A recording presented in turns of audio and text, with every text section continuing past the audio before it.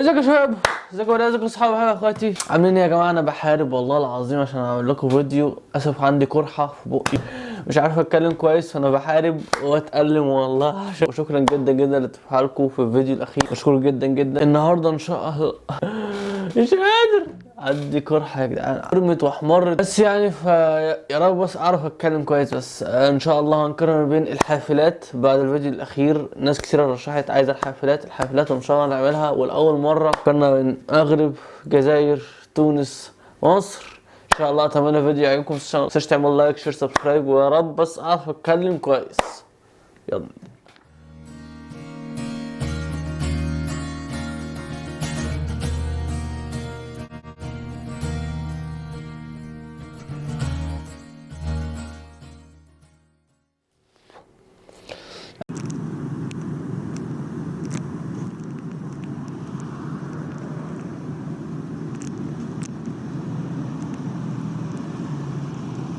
طبعا انا شايفين ده الاتوبيس الجديد عندنا. في اتوبيس قديم وفي اتوبيس جديد. ده يعتبر الاتوبيسات الجديده. ده اتوبيس اللي هو الجرين باص او الاتوبيس الاخضر، وفي اتوبيس تاني اسمه مواصلات مصر حاجه زي كده. اتوبيسات جديده، اتوبيسات في صفراء. النوعيه دي بقى لها اكتر من سنتين. الاتوبيسات دي حديثه ونظيفه جدا، وهنشوف الشرح دلوقتي مع الفيديو. انا مش هتكلم عشان الفيديو فيه كلام وفيه شرح، فهتشوفوا مع بعض. غير ان في اتوبيس نقل، هي النقل العام على قدها شويه، بس دي الاتوبيسات الجديده اللي موجوده بقى لها مثلا اكتر من سنه او من سنتين. وفي اتوبيسات في مصر كهرباء، بس الكهرباء دي في مناطق صغيره جدا على الدائري. لو تعرفوا مصر الدائري، طريق الدائري ده كبير في مناطق حواليه. ففي منطقه هناك هو مفيش غير اتوبيس الكهرباء، اعتقد واحد او اتنين، قليل جدا في مصر. مش عارف بقى ده جس نبض او هل مثلا هيعجب الناس بتاع هيبدا ينزلوا منه، متعرفش. بس ده بنزين عادي يعني. بس هنشوفه دلوقتي، وشكله الصراحه تحفه بره من جوه. هنشوف مع بعض. السلام عليكم يا جماعة، إن شاء الله تكونوا قضيتوا وقت حلو في عيد الأضحى.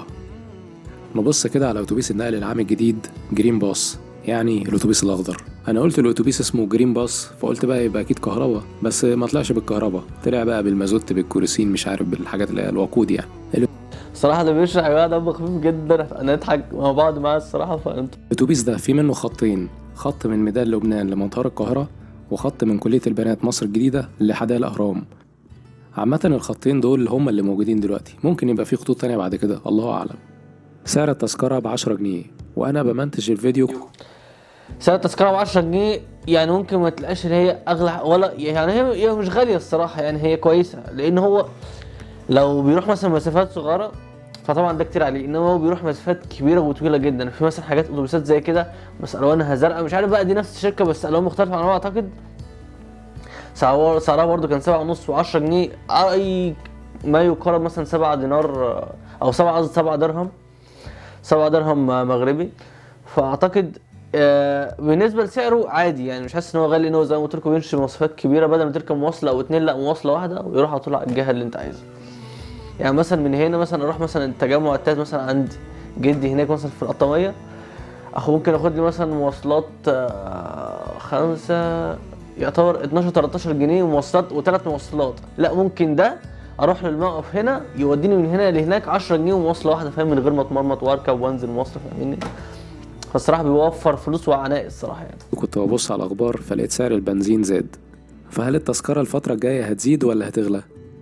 كان لازم يعني أبص على الأخبار وأنا بمنتج. يعني زيادة تانية في البنزين. ما تقولش اديتك ايه مصر، قول هتدفع كام لمصر. الصراحه يا جماعه عسل جدا ما شاء الله. هو فعلا عندنا للاسف، مش عندنا، في العالم كله بالذات الحرب الاخيره بتاعت روسيا واوكرانيا وكده، كل حاجه للاسف اللي بيغلي كل حاجه هو البنزين او النفط او الطاقه. هي دي اللي بتغلي كل حاجه. فاول ما تغلى تلاقي الخضار غلي، وتلاقي الخضار مش علاقه بنزين بس، هو عشان الخضار هيجي لك ازاي، او الاكل او المواد الغذائيه هيجي لك ازاي مع طريق مواصلات وبتاع. فالطاقه اللي بتمدها غليت، فاكيد ده هينعكس على المواصلات او الحاجه اللي بتنقلها، وهي الخضار واللحمه وكل حاجه. كل حاجه بتغلى للاسف بسبب البنزين. اتمنى يا رب ما يغلاش. الأتوبيس صراحة فيه شوية حاجات ظريفة، في مداخل شحن كهرباء في كل كرسي، وفي زرار أحمر مكتوب عليه كلمة ستوب في أغلب الكراسي، عشان لو حد حابب ينزل في أي حتة في الطريق يدوس عليه، فبيدي جرس للسواق عشان يقف. فبلاش بقى تقعد تقول يا اسطى على جنب يا اسطى، هو انت دوس على الزرار وروح اقف على الباب والسواق هيقف لك. الأتوبيس مكيف وفتحات التكييف كتيرة في سقف الأتوبيس باللون الأسود، والتكييف كان كويس جدا. بس أتمنى إن التكييف يفضل على مستواه الممتاز دوت، وما يبقاش حلو بس في شهر العسل ما بين الأتوبيس وما بين الركاب، وبعد شهر العسل يقلب التكييف لمراوح. وحد يقول لي ايه شهر العسل ده؟ اقولك بس ايه، الشهر الاولاني ده اللي هو ايه، بنجر بس رجل الزبون. لا اول حاجه قلت فعلا التكييف شغال. بص، اما تلاقي مصر او اي بلد عامله حاجه محترمه وغاليه، بص ما دام غاليه المواطن اللي بيحترم نفسه وبيراعي وبيهتم، مش اللي هو ايه ما بيهتمش مثلا بالمنشاه او يعني ممكن واحد قاعد كده على كرسي يقعد يخربش في الكرسي اللي قدامه، يرمي حاجه تحت فتكاد تهملها. بس ده مع المواصلات الرخيصه للاسف الناس بتركب بتهمل فيها، انما ده غالي ومحترم وشكله نظيف، فلا لحد دلوقتي الصراحه لما بتركبوا التكييف شغال والدنيا تمام العادي الفل يعني. زبون كده يعني. ودي عاده مصريه اصيله معروفين احنا بيها. كعادة الأتوبيسات الجديدة اللي بتنزل مواصلات عامة في القاهرة، بتلاقي الأتوبيس مكتوب عليه واي فاي كونكتد، بس في الحقيقة الواي فاي بتكون دايما ديسكونكتد. فلما بلاقي أتوبيس نقل عام نازل فيه واي فاي ببقى عارف إن مفيش واي فاي. ولو حد ركب أتوبيس نقل عام ولقى فيه واي فاي شغالة، الناس بنط على فكره عسل جدا والله اللي بيحكي ده الصراحه. نط الواي فاي للاسف، لان هو فاكر ان هو لوحده اللي بيركب، مش لوحده اللي بيركب، الناس كتير بتركب. انا صراحه ركبت زمان، كان بدايه الواي فاي في الاتوبيسات والميني باص والحاجات دي، ركبت كان في واي فاي كان تقيل جدا، فاللي هو انت مش لوحدك اللي بتركب، فناس كتيره فهتقل الشبكه، هتلاقي النت ضعيف جدا الصراحه. بس فاللي هو انت ما تعتمدش واي فاي في المركبات دي يعني. يا ريت يبعت لي اليوزر نيم والباسورد. الأتوبيس بصفة عامة حاجة محترمة بصراحة، مش زي الأتوبيس الأزرق العادي بتاع النقل العام اللي شبه عربية الترحيلات. أما بشوفه في الشارع بصراحة نفسي بتسد، وبصراحة بيجيلي اكتئاب. لكن أتوبيس الجرين باص صراحة عجبني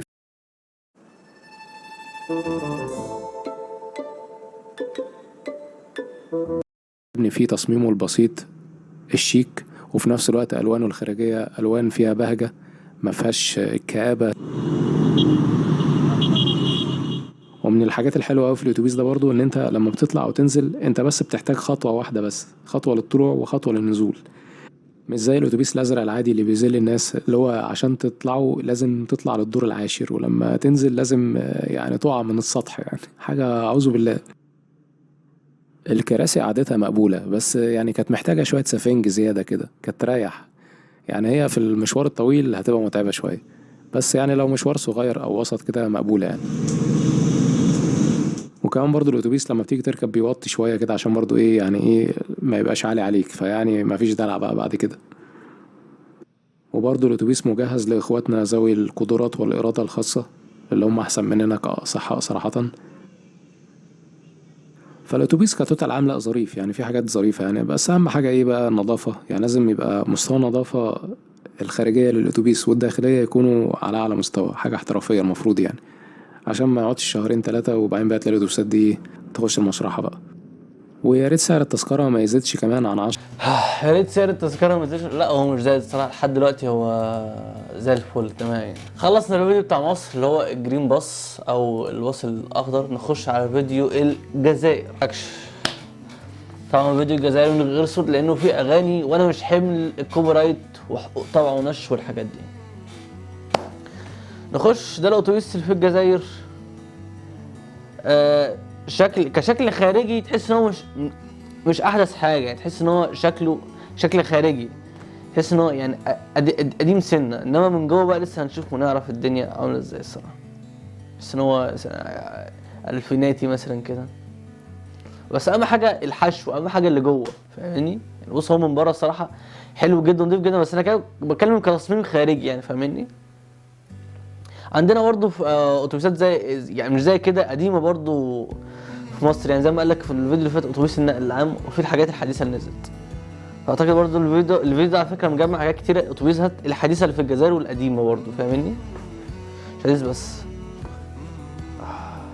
واعلانته حاجات حلوه قوي الان يعني حاجه حلوه قوي ان الاتوبيسات النقل العام دي الدوله ذات نفسها تستفاد بان معلن او شركه عايزه تعلن عن المنتج بتاعها تروح دافعه للاتوبيسات او النقل العام او الوزاره دي، بحيث فاهم تعرض المنتج عليها الاتوبيسات. عندنا كده على المترو على فكره برضه.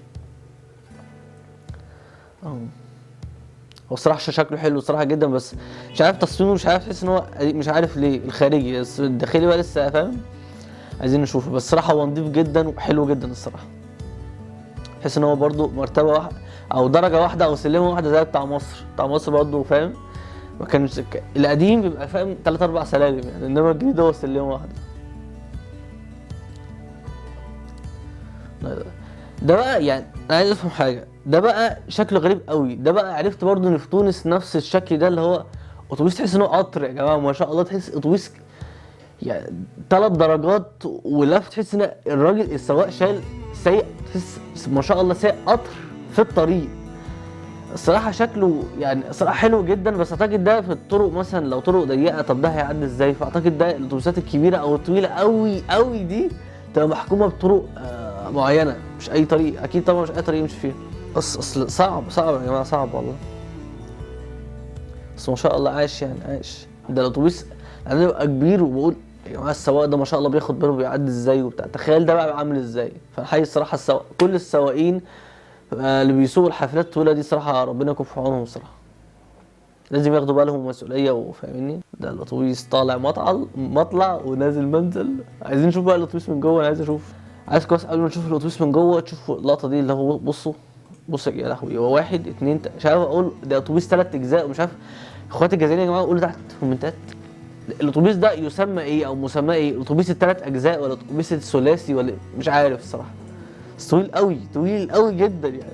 ده الاتوبيس العادي اللي زي عند كل الناس اللي هو بابين وعادي، انما بص ده عامل ازاي. نخش بقى ايه نشوفه من جوه. بس من جوه اهو الشاشه دي حاجه حلوه جدا من الرفاهيه، ترفع المواطنين طبعا، واحد رايح جامعته اللي رايح دراسته اللي رايح شغله لازم حاجات ترفه، ودي من الوسائل الحلوه جدا جدا جدا على فكره.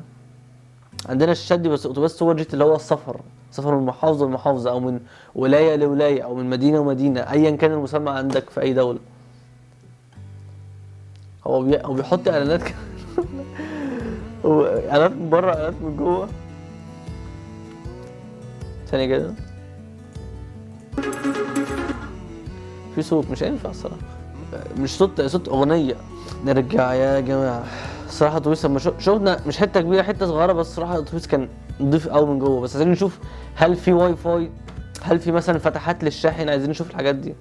هو للاسف اللي مصور من فوق، وطبعا نفس مشكله كل مره يا جماعه والله. دي احسن الفيديوهات اللي بلاقيها، عشان ما حدش يقول انت ظلمت البلد دي عن البلد دي بحيث ان جبت فيديوهات. للاسف بنفتكر، والنقطه دي قلتها في مليون فيديو، بنفتكر محتوانا العربي فيديوهات عن المنشآت او الصناعات اللي احنا بنعملها، تلاقي قليل لما تلاقي فيديو فعلا معمول بشكل احترافي. الاتوبيسات التانية هي انواع لا فيها واي فاي مكتوب برضه يعني الواي فاي ده بقى زي عندنا ولا مفيش واي فاي او تقيل او بطيء يعني ولا كويس؟ قولوا لي يا جماعه تحت في الكومنتات،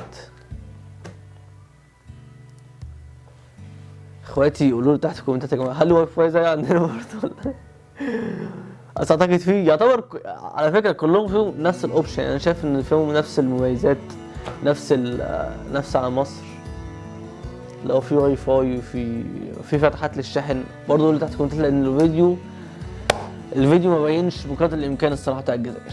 كده خلصنا فيديو الجزائر، نخش على المغرب. الصراحه انا جايب فيديوهين بس عشان الفيديوهين صغيرين، كل فيديو يعتبر دقيقتين فاهميني، فعشان بالنسبه للفيديو بتاع مصر او بتاع الجزائر فالصراحه كده هبقى بظلمهم، فلازم ادي كل بلد نفس التوقيت. نخش على اول فيديو ده بقى مع شرح، والحمد لله هرتاح في كلامي لان انا مش قادر اتكلم بسبب القرحه دي. انا بحاول اتكلم والله، بس للاسف ما تعرفوش انا بتألم قد ايه والله العظيم وانا بتكلم. هذه واحدة من بين 100 حافلة نقل حضري مصنعة بالمغرب ستجوب شوارع العاصمة الاقتصادية. حافلات بطول 12 مترا وبسعة 33 مقعدا، مكيفة ومجهزة بتكنولوجيا حديثة.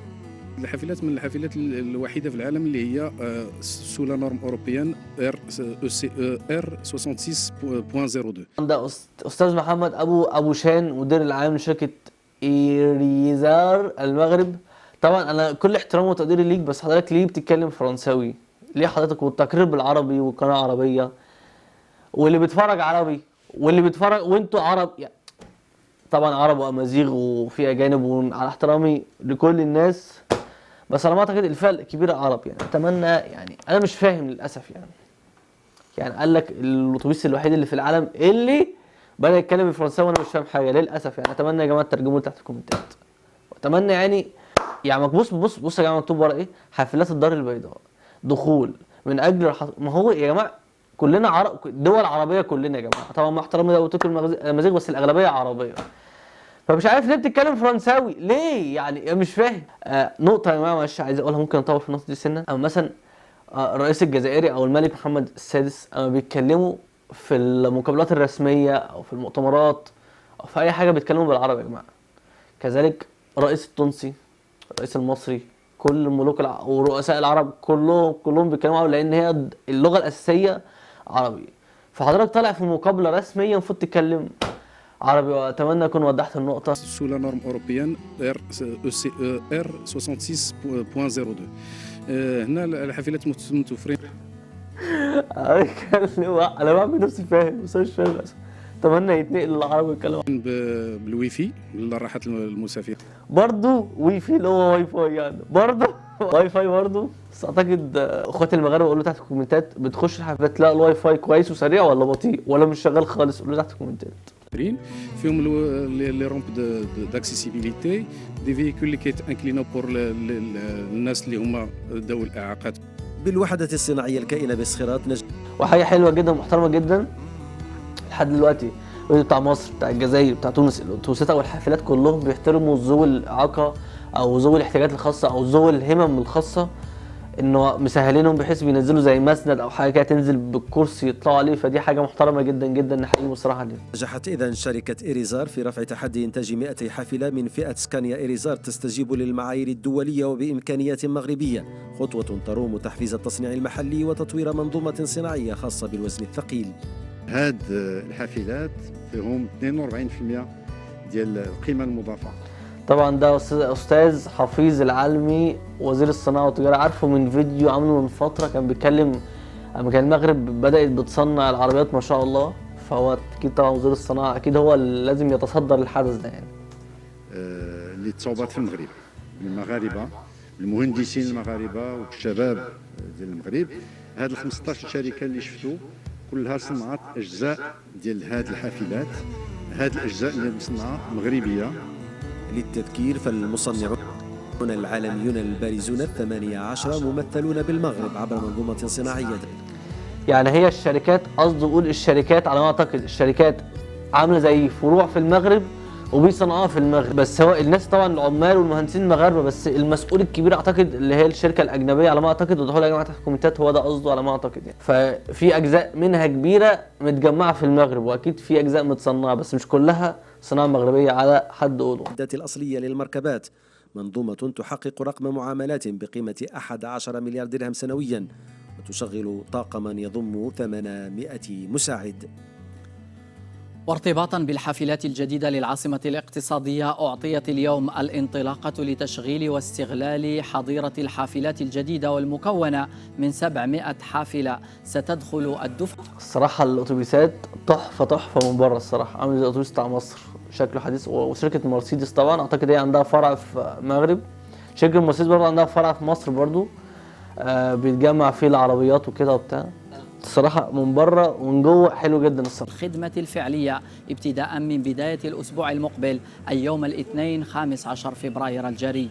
وقد تم اقتناء الحافلات الجديدة في إطار عقد التدبير المفوض المبرم بين مؤسسة التعاون بين الجماعات بالبيضاء والشركة المفوض لها شركة ألزا، والذي تناهز قيمته الاستثمارية الإجمالية مبلغ 1.4 مليار درهم، والممولة من طرف الدولة عبر صندوق مواكبة إصلاحات النقل الحضري والشركة المفوض لها، وكذا عبر مساهمات مالية تمت تعبئتها من طرف مجلسي جهة الدار البيضاء سطات وجماعة الدار البيضاء. ده أول فيديو المغرب، نخش على الفيديو الثاني. والصراحة أنا شايف لحد دلوقتي أحسن المركبات الصراحة شايفها في موجودة خارجيا وداخليا مصر والمغرب يعني قريبين من بعض، والجزائر شباب. بس الجزائر التصميم اتوبيس من خارجي تحس ان هو مش عارف يعني، هو ده رايي الصراحه، حاسس ان هو قديم شويه حاجه زي كده. قولوا لي يا جماعه رايكم تحت في الكومنتات. بس كداخليا الثلاث بلاد الصراحه حاسس ان هم متقاربين بشكل كبير. زي ما قلت انا بقول رايي بصراحه في كل الفيديوهات.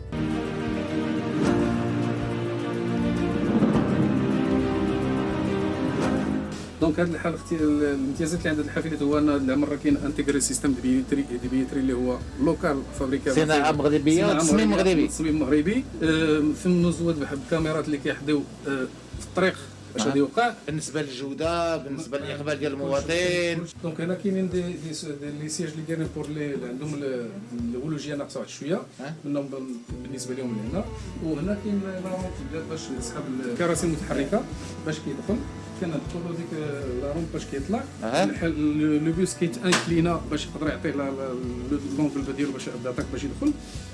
هو يا جماعه المسند بتاع ذوي الاحتياجات الخاصه صراحه حاجه محترمه جدا. هذه الطلبيه اللي كاينه دابا ديال القنيطره فيها تقريبا 90 حافله اللي هما كلهم واجدين دابا ان شاء الله غادي كلهم واجدين وفي وقتهم. مواصفات الجوده جوده اوروبيه، نفس الحافلات اللي كيمشيو نفسها في كلهم في العالم كله بحالهم مدن العالم، والتكلفه اقل من الحافلات اللي كنجيبوا من الخارج ياك ايفيكتيفمون، وواجدين في الوقت قبل من الوقت، وادماج 48% صناعه مغربيه. تبارك الله عليك. هاد الحافلات اللي كتشوفوا اللي غيزودوا مدينه قنيطره واللي غيستعملوا من القنيطريين عن قرب تصنعوا هنايا في المغرب بفضل الرؤيه والاراده ديال رياض مزور. هو مش كان ده وزير الصناعه الجديد ده يا جماعه ولا ايه؟ مش عارف. ولا يا جماعه تحت الكومنتات اعتقد ده وزير الصناعه الجديد المغربي. الفيديو اللي فات كان وزير صناعه تاني صاحب الجلاله بادماج وطني اللي كيفوت 48%.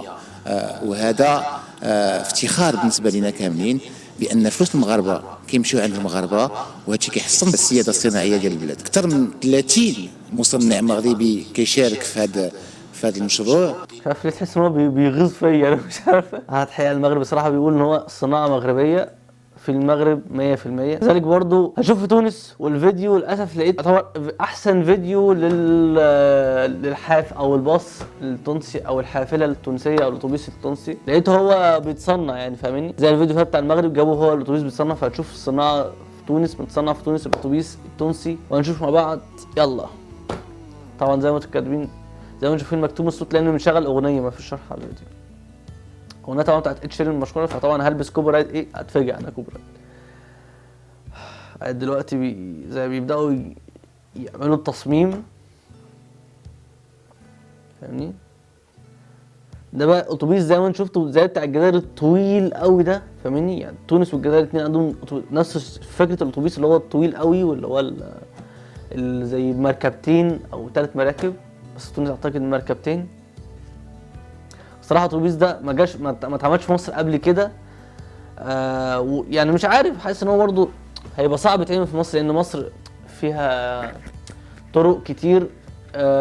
مثلا اقول لك، او مش متاسسه ان هي حافله طويله قوي زي كده تعدى منها. ممكن تعدى في مناطق كتيره، بس لان الحافلات عندنا بتعدي مناطق صغيره جدا فاهمني. فاعتقد هو اخرها الحافله اللي هي زي ما انتم شفتوها المقاس ده زي اللي في المغرب بالظبط فاهمني. انما بالشكل الطويل ده اعتقد صعب. شايف التصنيع تونس حاجه محترمه جدا مصنعه في تونس الاتوبيس ده. بس اعتقد الاتوبيس مش متصنع مش عارف هيبقى فيه احسن امكانيات زي باقي الاتوبيسات ولا ايه مش عارف، بس عارف ان هو نفس التصميم. بص لو حتى في تونس التصميم الاتوبيسات غير الطويله زي الجزائر، الاتوبيسات الصغيره حتى اللي هو المقاس العادي اللي عند كل بلاد اللي في كل بلاد العالم، تحس ان هو شبه الجزائر. تحس ان هو الاتوبيسات في تونس والجزائر شبه بعض جدا، والاتوبيسات في مصر والمغرب برضه شبه بعض جدا، سواء من التصميم الخارجي او من الصناعه الداخليه والمميزات الداخليه. بص صراحه عامل كده شكله تحفه جدا، وهو بيتصنع صراحه شكله حلو جدا الصراحه. بس اتمنى طبعا اخواتي في تونس يبقى فيه اهتمام ورعايه للاتوبيسات اللي بتصنع جديد، ميبقاش فيه اهمال، كذلك في المغرب، كذلك في الجزائر، كذلك في مصر. اتمنى طبعا احنا كشعوب عربيه محتاج يبقى عندنا الثقافه دي يا جماعه. بص شايفين شكله عامل ازاي؟ تحس برضو نفس القماش نفس الشكل يا جماعه. القماش ده نفس الشكل اللي عندنا في مصر نفس الشكل، تحس كله يا لهوي يا جدعان. لا احنا اخوات يا جدعان والله. في حاجات كده بتربطنا جامده قوي. 27 دقيقه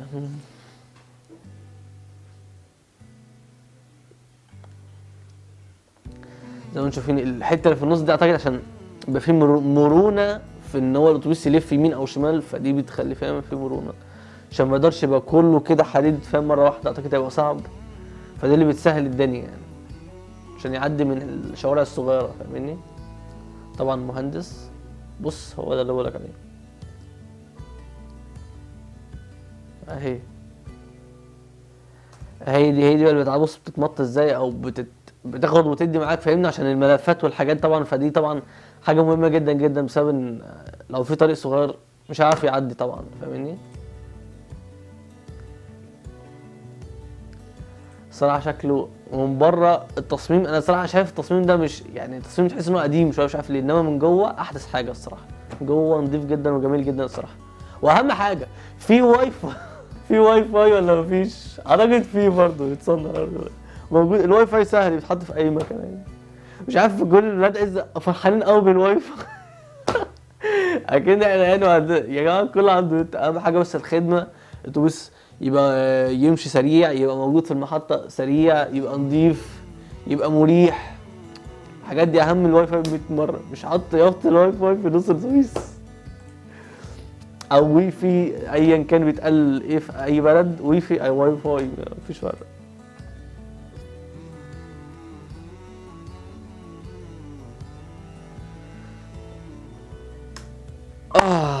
خلاص كده يا شباب، خلاص يا بنات، خلصنا فيديو تونس الاخير. نقفل بقى كده. يا لهوي الفيديو اللي انا بصوره طول اول 29 دقيقه، داخلين في 30 دقيقه، يعتبر اول فيديو مقارنات اطول فيه قوي كده. 30 دقيقه كتير قوي. اتمنى الفيديو يكون عجبكم. مش تنسوا بقى اللايك شير سبسكرايب، وتقدروا التعب القرحه اللي في بقي اللي انا بتكلم، اقسم بالله بعافيه محدش حاسس بيا والله. انا على طول عامل كده والله العظيم، بس انا ايه بتكلم بالعافيه عشان اصور طبعا الفيديو. اتمنى الفيديو يعجبكم. مش تنسوا اللايك شير سبسكرايب، وتقولوا تحت الكومنتات انهي حافله او انهي بلد بتصنع احسن. انا شايف الصراحه ممكن مصر والمغرب. اتمنى التوفيق طبعا لكل البلاد العربيه، وان شاء الله في تقدم وازدهار ان شاء الله باذن الله. وقولوا تحت الكومنتات رايكم برضو، وعايزين مثلا مقارنات او افكار عن ايه في الفتره الجايه. احلى مسا عليكم، سلام. ممكن مقارنه جايه عن المترو غير الترام يا جماعه، نقطه مهمه، المترو غير الترام، عشان الفيديو اللي فات كانت ترام، الناس بتقول لي المترو لا مترو يا جماعه غير ترام، مترو الانفاق غير ترام، واخر مره اقولها. لو عايزين الفيديو الجاي عن المترو قولوا تحت الكومنتات، او عن حاجه ثانيه قولوا تحت الكومنتات برضه.